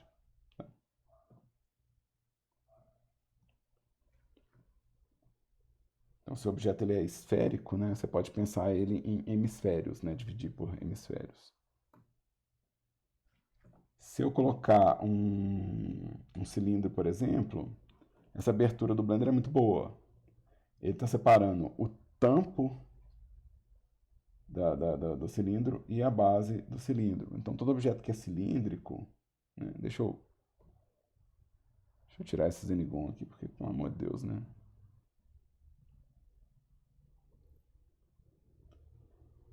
Se eu for abrir um objeto cilíndrico, eu posso separar o quê? O topo e a base, né? Então, isso aqui eu vou separar e eu posso marcar na lateral como se fosse um rótulo mesmo, ó. Como se fosse o rótulo de uma lata. Então, marque sim. E aqui, ó, se eu der um unwrap aqui, ele vai abrir. Aqui, ó, ele está mais proporcional do que a versão que vem com Blender, tá? Aqui as proporções estão mais próximas, o tamanho dessa face está mais parecido com o tamanho dessa face. Tá? Então, eu vou ter isso aqui como lógica de abertura, tá? O que mais que a gente tem de geometria aqui? No caso do cone, a mesma coisa do cilindro, né? Você vai separar a base E você pode separar a lateral aqui, né? Então você pode desembalar essa volta e desembalar isso aqui. Também, se você quiser uma deformação menor no cilindro, você pode fazer meio a meio. Ou seja, no caso do cilindro, em vez de fazer uma volta só, eu posso fazer metade assim, ó. Então, o que que isso vai fazer para mim? Isso vai separar a ponta do meu cilindro, do meu cone, né? A ponta do meu cone para cima aqui, ó, e a base nesse formato aqui, né? Então, se o seu objeto é cônico, você pode trabalhar com a base e dividir o topo em duas partes. De novo, existe mais de um objeto cônico nessa vida. Então, eu espero que você pode fazer dessa forma, né? E se a gente for pegar, por exemplo, a rosquinha também eu posso, em vez de usar essa distribuição que vai ser bem louca, eu posso dividir pelas metades aqui, ó, do mesmo jeito que a esfera. E fazer o unwrap. Mas sempre eu quero o quê? Eu quero a menor deformação possível e o menor número de ilhas possível, tá? Então, quanto menos ilhas e quanto menos deformado em relação ao conteúdo original, melhor para mim. Só dá para deformar menos? Dá para deformar menos a rosquinha. Se eu vier aqui e pedir para ele separar, por exemplo, isso aqui, ó, e der um unwrap, vai deformar bem menos. Mas, e continua tendo o quê? Um número baixo de ilhas. Mas se a gente for olhar aqui, a diferença entre uma face e outra, ela ficou bem mais suave, né? Então, é o que a gente está procurando. Um número baixo de ilhas com a menor deformação possível, tá? Se eu começar a cortar demais, começa a ficar complicado. Se eu tenho muita ilha, ou se eu tenho muito corte, começa a ficar complicado. Então a gente não quer excesso de corte aqui, tá? A gente não quer um número excessivo de cortes aqui, tá? E a gente não quer um número excessivo de ilhas aqui nesse espaço, tá? Isso vai definir um bom UV pra gente. Um número baixo de ilhas, pode ter mais de uma, mas é um número baixo. E um número baixo de cortes de UV aqui, tá? Ou seja, um número que seja gerenciável, tá? Mas não é o único jeito de abrir o V, tá? Não é o único jeito de abrir o V, tá? A gente vai ter, no caso do Blender, uma lista de processos de abertura de UV.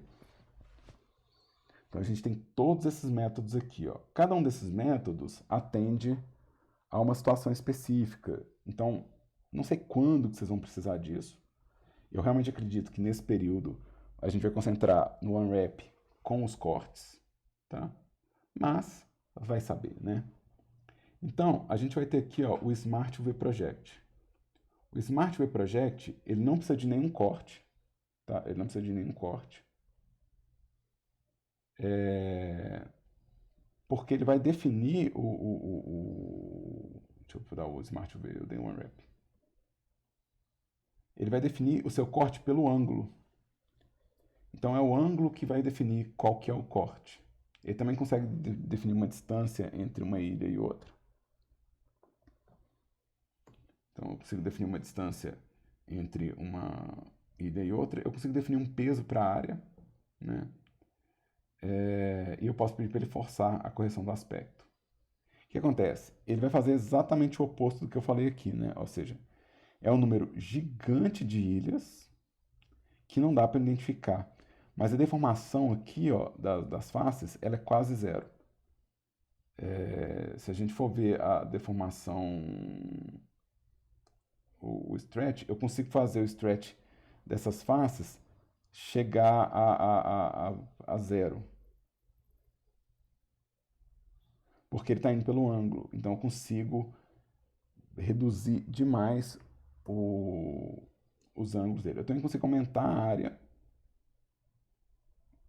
Eu consigo aumentar a área o ângulo reduzindo é, esse espaço. O que acontece? Qual que é o problema desse Smart UV? Ele só funciona se você vai manter a produção de textura toda no espaço 3D. Ou seja, isso aqui vai me ajudar a texturizar se eu não tiver que usar esse mapa para pintar ou desenhar nada. O que é muito interessante em objetos pequenos e estáticos, quando a gente chegar no terceiro período, a gente vai usando mais recursos de modelagem. A gente vai ver que, em alguns lugares, em vez de eu fazer o UV na mão, eu posso fazer ele automático, porque não faz muita diferença. Então, em algumas situações, o Smart UV ele agiliza o processo. De novo, se eu não tiver que atuar diretamente com esse UV, se eu não tiver que atuar diretamente com isso aqui, funciona. Mas se eu tiver que atuar diretamente nesse cara aqui, temos um problema, tá? Então, esse é um negócio que vai funcionar pra gente em alguns casos específicos, né? Na real, se eu for pintar uma textura aqui, né? Se eu for pintar uma textura aqui no Blender, com esse UV bizarro aqui, ó, com esse UV bizarro aqui, ó, eu consigo pintar no 3D. Ou seja, se a minha pintura for ficar exclusiva no Blender, sabe? Tipo, não tem problema nenhum, ó. Agora, olha o que é isso aqui, ó. Tá vendo? Então, se meu trabalho for exclusivo no espaço 3D, funciona. Mas se eu precisar disso aqui, já lascou. Então, quando a gente vai fazendo volume de modelos para uma produção interna, talvez seja possível, mas para entrega e valendo ponto, não. Para portfólio e mostrar que sabe fazer, no way. Então, de novo, ele não é um jeito que você usa e você demonstra que usou, entendeu? Ele é uma coisa que funciona meio fechado na produção. Então, deixa eu apagar isso aqui, né? Vamos voltar para a Suzane. E vamos tirar o UV dela. Na sequência, a gente tem um Lightmap Pack. Vocês vão usar isso aqui, ó, na Unity, tá? Vocês não vão abrir isso nem no Blender, vocês precisam se preocupar em abrir Lightmap no Blender, não. Mas a Unity faz isso. Quando você tem um cenário composto de vários objetos, é comum a gente fazer um mapa de UV que é assim, ó. Todas as faces são retangulares ou têm ângulos retos. Ou seja, isso aqui é a Suzane. Inacreditavelmente, isso aqui é isso aqui. Mas por quê? Para eu mapear a luz de um cenário, eu preciso de um gradiente uniforme. Então eu preciso que meu gradiente de luz ele corra uniforme de fora a fora na face. Então, esse é um recurso que a gente faz em cenários onde você faz a impressão de toda a luz e sombra do cenário, de tudo que é estático do cenário, para não ter que processar a luz em tempo real. Então, a gente usa Lightmap, né, mapeamento de luz, para deixar o jogo mais leve. Para mobile, isso salva a vida, porque você pega o cenário inteiro e coloca toda a iluminação de tudo que é estático numa única imagem. Então você não tem que processar como é que a luz está batendo em cada objeto. É bem leve. Só que isso aqui, ó, a gente faz diretamente na Unity. Então a gente não precisa produzir isso aqui no Blender. É útil? É útil. Mas como o Blender não é nosso motor de saída, então vocês não precisam fazer um Lightmap aqui, tá? E o Lightmap é uma situação onde a gente costuma ter dois UVs. Então a gente costuma ter um UV para textura, e lá na Unity ele vai criar um novo UV para Lightmap. Então lá na Unity você vai ver que seu objeto vai ter dois UVs. Acontece. É algo que existe, tá? O Follow Active Quad também tem essa função de mapeamento de iluminação, mas ele vai abrir o meu UV a partir do quadrado selecionado aqui, do quad selecionado. Então ele vai rodar em torno desse objeto, né, abrindo o meu V para mapeamento de luz, assim, para fazer esse light map, assim, essa coisa mais quadradão. Então, aqui follow active quad, o quad é esse. E aqui, ó, ele abriu dando a volta, ó. Então, aqui ele está fazendo a espiral da coisa, né? Então, deixa eu mostrar aqui para vocês, selecionando os loops, ele está dando a volta no meu modelo, né? Então, se eu vier aqui, ele está vindo nessa direção, né? E para cá, ele vai estar vindo nessa direção. Então, ele está percorrendo o modelo para fazer essa abertura. De novo, é só um outro jeito de fazer um mapeamento que serve para a luz, né? Esse é o Light Map e o Follow Active Quads. Eu tenho o Cube Projection. Esse daqui a gente de novo, não vai parecer bonito não por causa do modelo que eu estou utilizando, tá, gente? Mas eu tenho opa, quer vir aqui. O Cube Projection, que vai abrir o meu V igual uma zona. Ele está tentando ler isso como uma projeção em cubo, né? Ele está tentando ler esse modelo aqui como se fosse uma projeção de cubo. Ele não é um cubo, então ele vai embolar no meio do caminho, né? Então, ele vai tentar fazer sentido de que cada uma dessas conjuntos de faces faz parte de uma abertura de cubo. Tá? Então, ele está tentando projetar um cubo. Eu tenho a projeção cilíndrica. De novo, vai tentar tratar a cabeça do macaco como se fosse um cilindro, tentar abrir como se fosse um cilindro. Tá? Então, aqui dá para ver o olho, o nariz e a boca. Tá? E ele está tentando tratar isso como se fosse um cilindro. Não está conseguindo. Tá? Lembrando que eu também não estou usando nenhum corte, né? Então isso dificulta também a abertura do V. E eu tenho a projeção em esfera.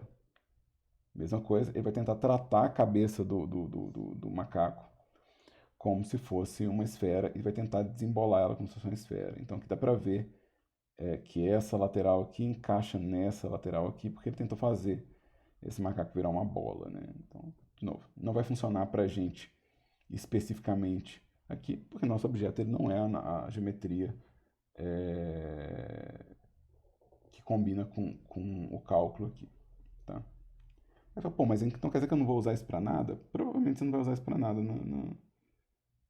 pelo menos não nesse semestre. A gente não vai ter muita utilidade para esses caras aqui não, tá? Agora, esse aqui é interessante. Esse aqui é bem interessante, na verdade. Project from View é muito massa.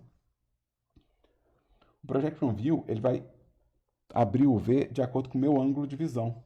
Então, o que eu estiver vendo aqui vai ser o que ele vai abrir aqui, ó. Isso é interessante, porque tem objetos que eles não têm, eles só vão ver vistos de um ângulo e eles têm uma certa simetria, né? Então você pode projetar ele a partir do ponto de visão, né? Então se a gente pensar, por exemplo, uma arma, né? Um revólver, que vai ser visto só de lado, você pode projetar a visão dele, né? Aqui ele vai respeitar direitinho o que eu estou vendo, né? Coisas que são bidimensionais também, coisas que vão aparecer no jogo, mas só em um ângulo, né? Você pode usar isso aqui. O V, Project from View, tá vendo? Ele fez exatamente esse ângulo de visão aqui para mim. Então, se isso é um ícone, por exemplo, se ele é uma coisa que vai ser vista só de um ângulo, beleza, então eu posso projetar o meu ângulo de visão e pintar em cima disso, né? Então, funciona nesse sentido, né? De novo, ele não vai funcionar muito para 3D, porque você vai acabar vendo as deformações do objeto, mas para coisas que são mais planas ou que você tem certeza que vão ser vistas de um ângulo só, o Project from View é super interessante, porque a forma do seu UV coincide exatamente com a forma do seu objeto. Tá? A diferença do Project from View para o Project from View Bounds é que o Bounds ele tenta encaixar na imagem, tá? Ele tenta encostar nas extremidades da imagem. Tá?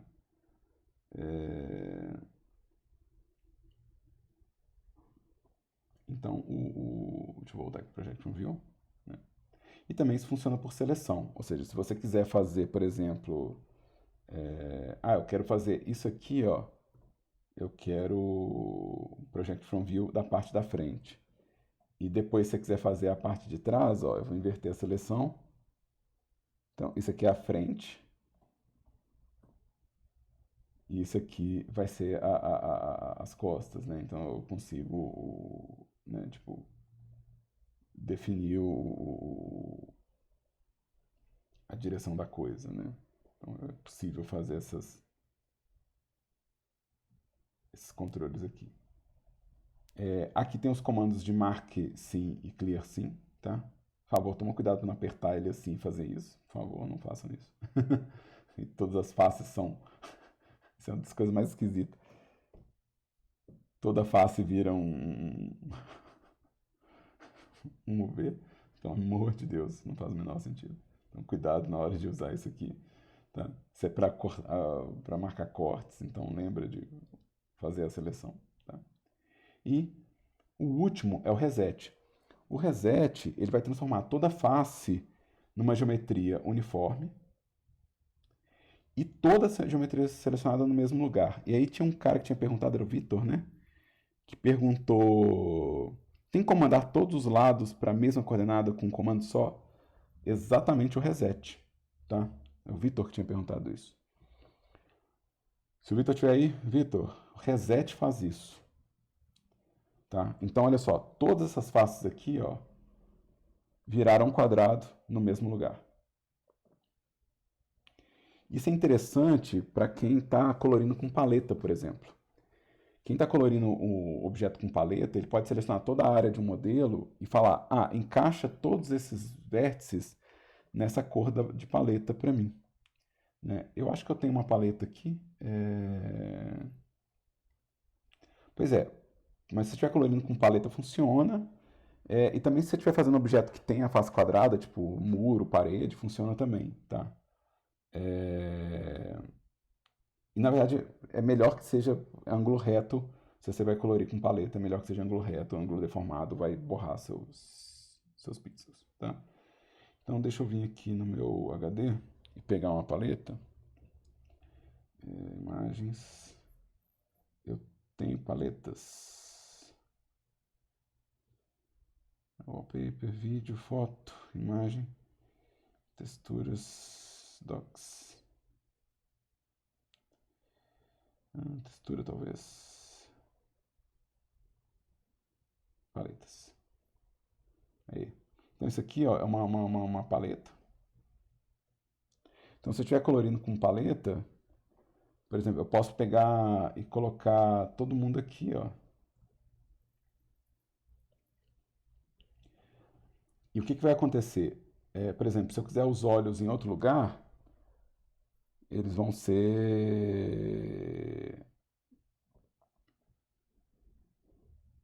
Né, eu posso vir aqui e falar assim, o olho está num lugar e a pele está em outro lugar. Né? Ou seja, eu consigo definir cores com reset. Isso é um bom jeito de colorir, na verdade. Né? Mas isso aí não é o reset. Nesse caso, você vai abrir e você vai editar a posição das coisas mesmo. Aí depende do modelo. Por exemplo, no caso do seu modelo, vamos supor que parte dessa imagem que você está mostrando aqui é a lateral do modelo. Você pode usar o Project From View para falar, tudo que está nesse ângulo, eu quero desse jeito. Né? Então, né, o Project From View talvez seja uma estratégia para você, né? Que seria... Deixa eu...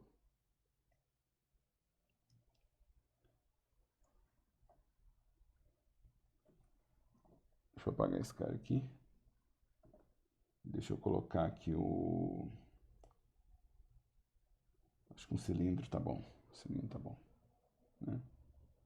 Você pode falar assim, ah não, todos esses vértices aqui, todas essas faces aqui. E deixa eu ligar aqui o raio-x só pra gente poder ver essa seleção aqui, ó. E todas essas faces aqui, ó. Isso aqui eu quero tudo projetado no mesmo lugar. Ou seja, eu quero todos esses caras aqui abertos no mesmo lugar. Eu posso usar o próprio Project From View, que vai fazer com que essas duas segmentos sejam projetados na direção que eu estou vendo. Né? Então, um lado e o outro está sendo alinhado.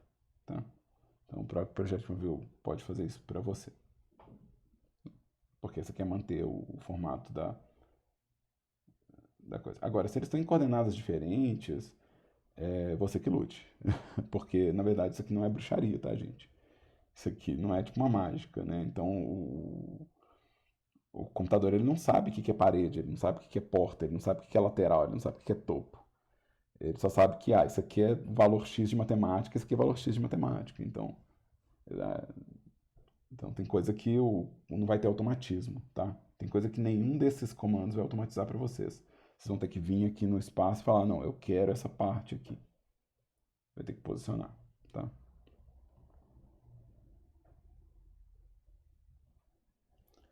Mas a gente vai ver isso acontecendo daqui a pouquinho. Então, pessoas, vamos lá. Vamos fazer aqui Vamos fazer um mapeamento desse cubo aqui, ó, considerando uma textura, tá? Então, eu já tenho uma textura para essa caixa.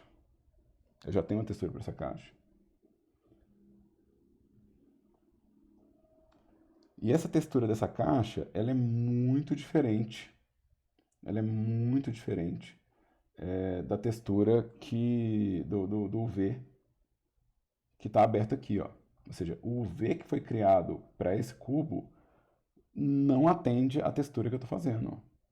Eles não coincidem. Né?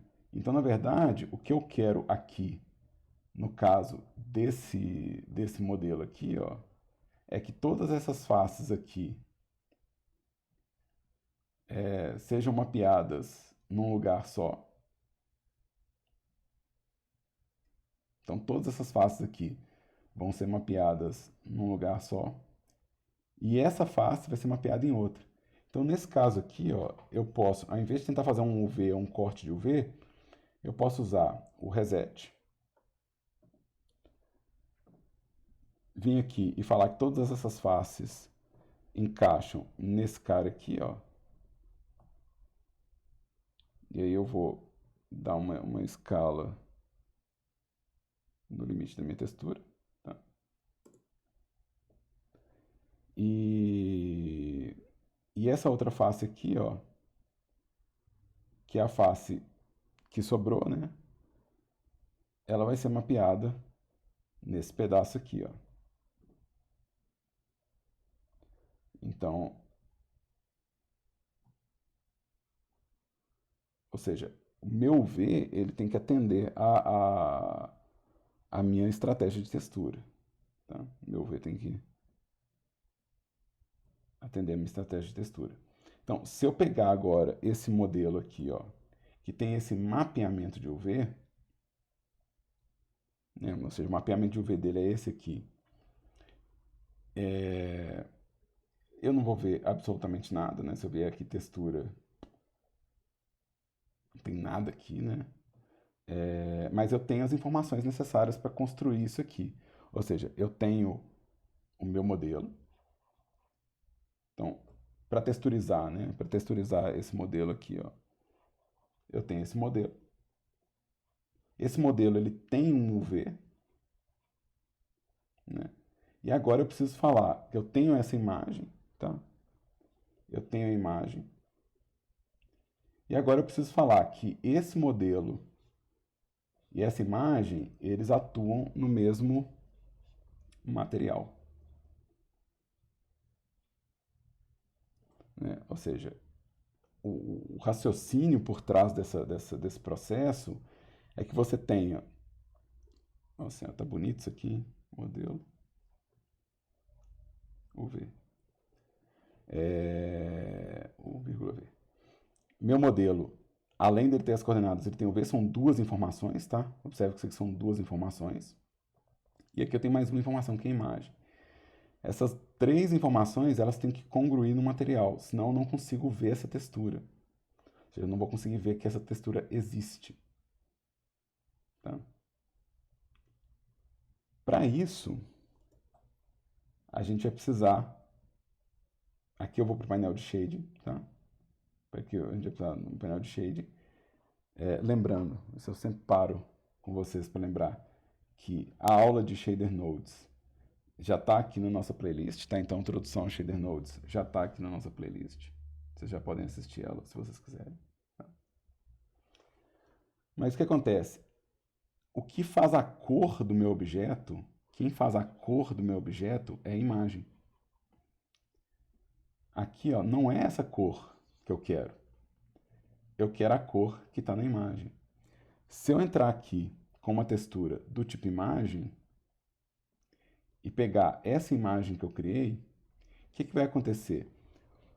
Por padrão, se seu modelo tem um UV,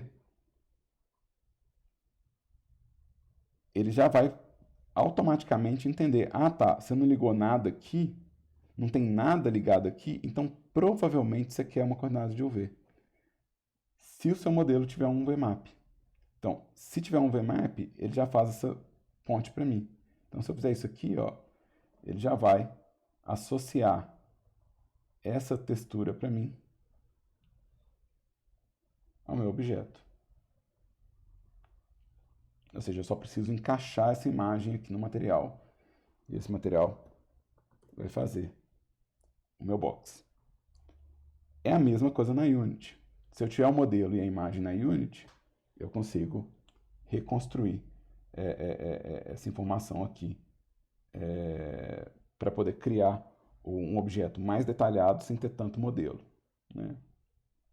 Então, o círculo se completa, né? Vamos pôr assim, o processo se completa quando eu encaixo essa imagem aqui. Se você tem mais de um UV, ou se você não está conseguindo enxergar o resultado, talvez você precise forçar a existência de um VMapping aqui. Então eu vou adicionar um input chamado VMap. Então isso aqui, ó, vai garantir para mim que não há dúvida. Ou seja, quem comanda as coordenadas do meu objeto é o mapa de UV. Né? Ou seja, isso vai me dar certeza de que quem está fazendo esse controle do 3D é o meu mapa de UV, tá? Então, isso aqui seria o ajuste mais correto para a gente poder ver a textura na superfície. E uma vez que eu tenho uma imagem ligada no meu objeto, né, eu consigo tratar essa imagem como pintura. Né? Ou seja, eu consigo tratar essa imagem como pintura. Então, existem as duas estratégias. Tá? Existem as duas estratégias. Existe você ter a textura primeiro e depois fazer o modelo. E existe também fazer um modelo e depois fazer a textura. Né? Seria o processo de pintar a textura. Seria o processo, ah, tá, então eu quero pintar uma textura sobre essa superfície. Né? Mas eu espero, com todas as minhas forças, né? com todo o meu coração, que você tenha entendido que eu estou fazendo o quê? Eu estou fazendo uma equivalência de valores. Eu estou fazendo uma equivalência de valores. Utilizando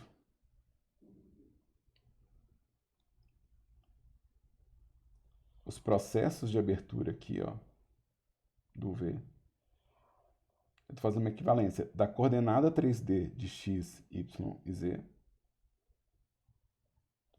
no meu espaço 2D usando as coordenadas de u e v. Tá? E com essas coordenadas, ou seja, com com a marcação e a definição dessas coordenadas, eu consigo encaixar uma imagem, né? Ou seja, a imagem seria, né, essa informação coloridinha aqui, né? Eu consigo encaixar a imagem no espaço 3D, né? Ou seja, eu abro a coordenada de vértice e encaixo a imagem de volta. Então, esse que é o processo de texturização mais básico, esse é o processo de texturização mais preciso também, tá?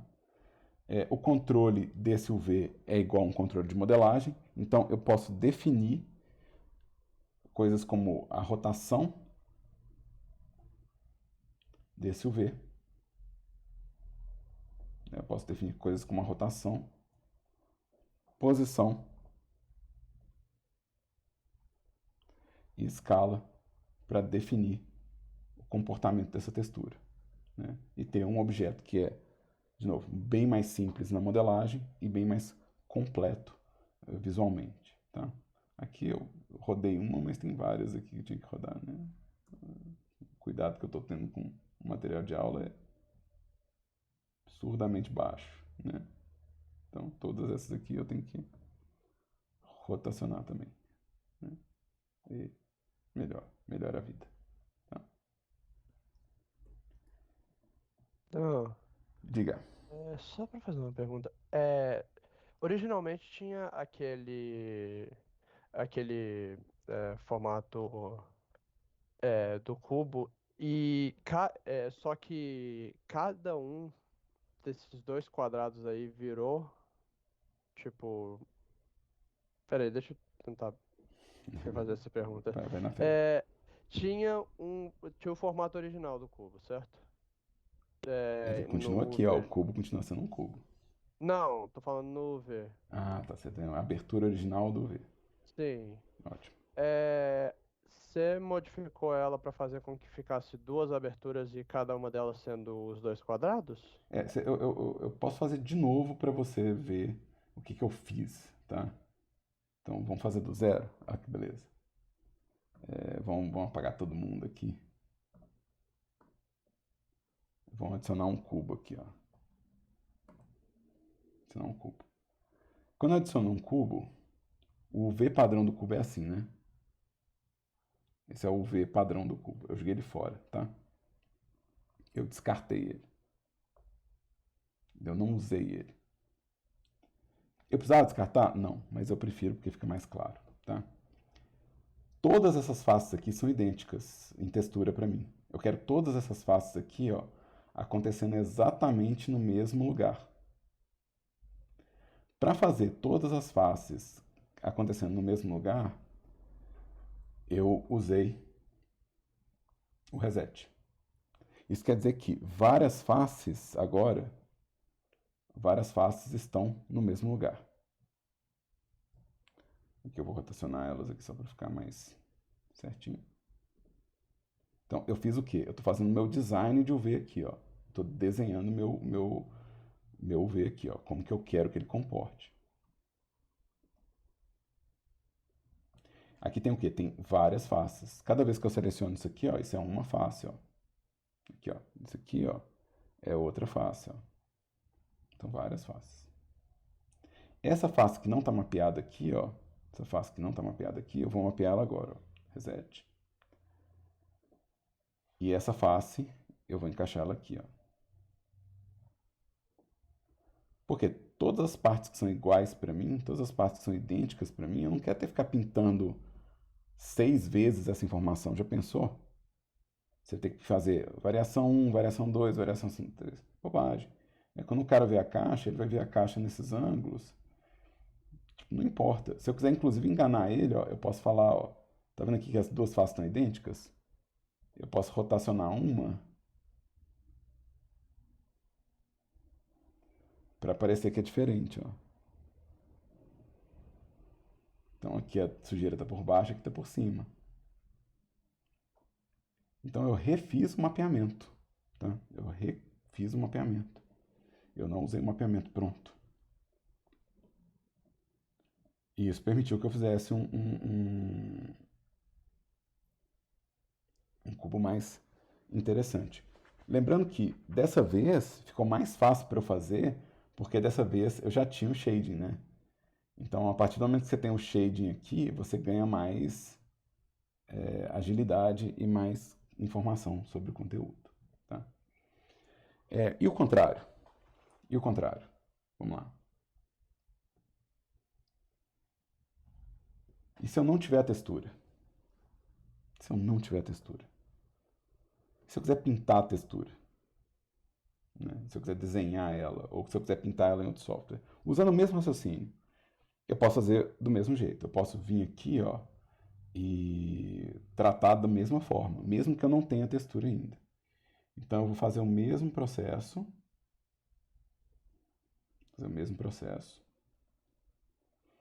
e aqui eu vou fazer um unwrap, que vai ocupar uma parte da minha imagem. Então isso aqui é uma parte da minha imagem. E aí nesse caso, por que eu gosto do reset? Por que eu gosto do reset? Porque eu tenho todas as faces aqui, ó.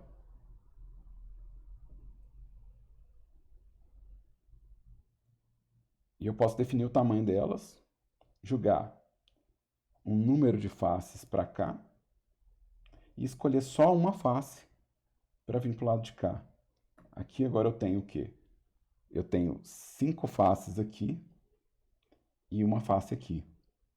Então, se eu criar uma imagem e desenhar uma informação aqui e outra informação aqui, a gente vai ver o preenchimento disso acontecendo. Então, eu vou criar uma imagem nova aqui, ó. Box. Vamos fazer ela marronzinha de novo. Certo? E agora, o que eu desenhar nesse canto vai aparecer nessa face. O que eu desenhar nesse canto vai aparecer nas outras faces. Eu vou fazer isso usando o Texture Paint do próprio Blender, mas só para demonstração, tá? Depois a gente entra mais na ferramenta. Tá? Na verdade, já tem as aulas sobre a ferramenta. Tá? Então eu vou colocar aqui, ó. Eu vou colocar essa imagem aqui, ó. Então eu vou vir aqui e vou pedir uma textura do tipo imagem.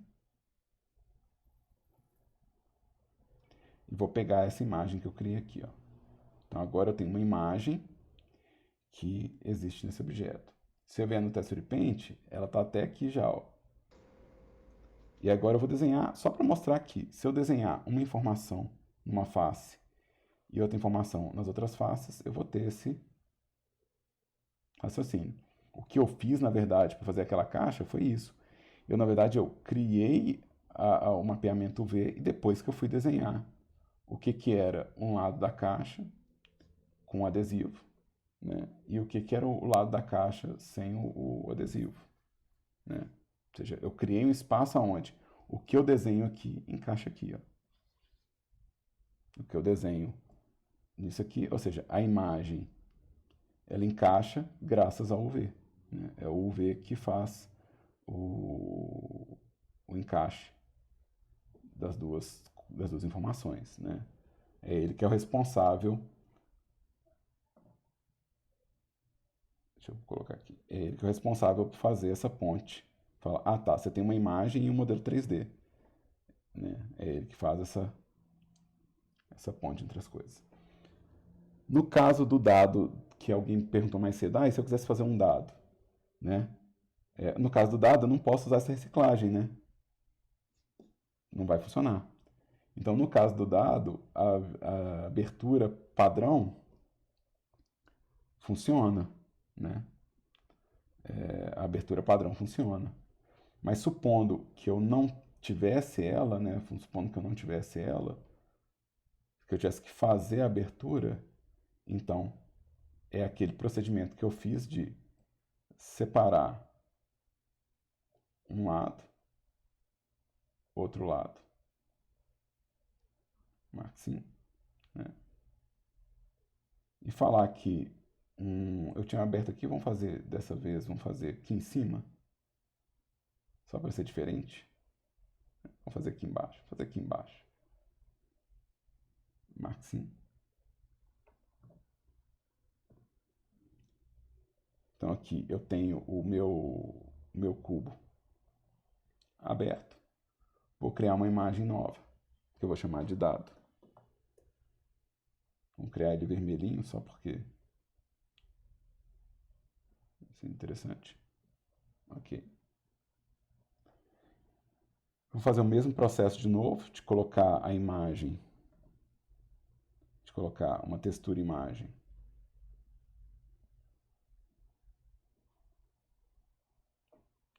E vou colocar aqui o minha coordenada de UV só para ter certeza. Input. UVMap.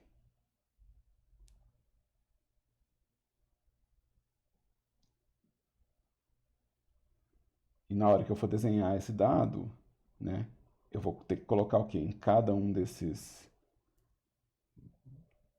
faces aqui do meu mapa de UV, eu vou ter que desenhar um design diferente, né? Deixa eu reduzir esse pincel porque tá foda. Tá? Eu não tô falando sobre a ferramenta de pintura, tá? Eu não tô entrando nisso aí, eu tô só mostrando a lógica de produção, tá? Então, aqui, ó, cada lado tem uma informação diferente. Então, eu preciso de uma abertura mais orgânica, né? Ou seja, eu preciso que cada espaço desse seja preenchido com um conteúdo diferente, tá? Então, a opção entre usar... Vamos voltar aqui para o nosso UV. A opção entre usar o unwrap com os cortes, o reset ou algum dos outros métodos depende do resultado que você está pretendendo com o processo de texturização.